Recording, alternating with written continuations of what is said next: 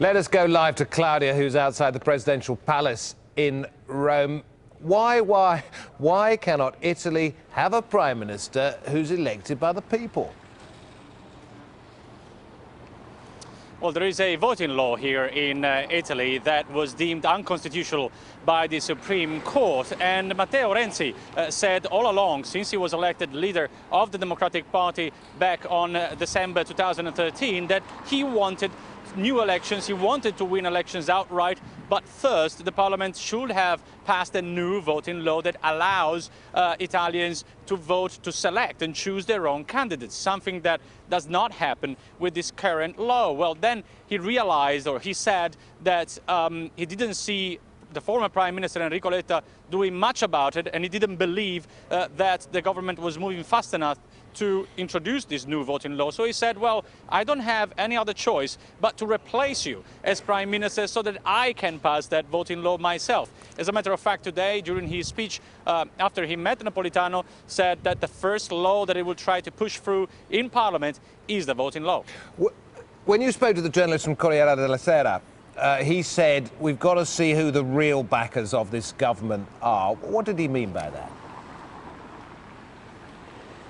Well, of course, he's inheriting a coalition, a very fragile coalition government where forces from both the centre-right and centre-left have been working together to push reforms through. Well, that hasn't worked very well under Enrico Letta. So what Massimo Franco, the journalist, meant is, will, for instance, Angelino Alfano, the leader, the former ally of Silvio Berlusconi, who split up with him to form his own party, still back Renzi, or will Renzi run with a double ticket with Silvio Berlusconi himself? We'll have to wait and see for that. Oh dear, well, we'll have to wait. You're absolutely right. But just give us an idea, Claudia, on what the state of Italy's finances are, because 2-3 years ago, everybody said it was in real trouble. How is it now?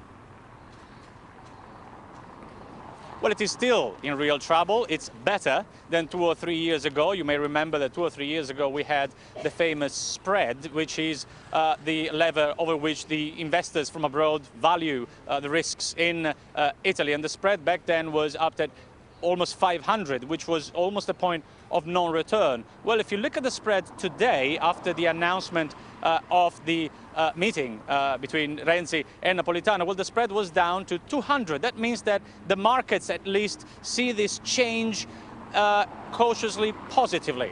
Let's put it that way. But of course the problems for Italy are not over at all, especially on the economic side. And Renzi said that after the voting law, the next law that needs to be introduced, well, actually he promised one law per month, we'll see if he can keep that one up, is labour and economy laws. One law per month and one government per 5 years. That would be something in Italy. Claudia Lavanga, thank you.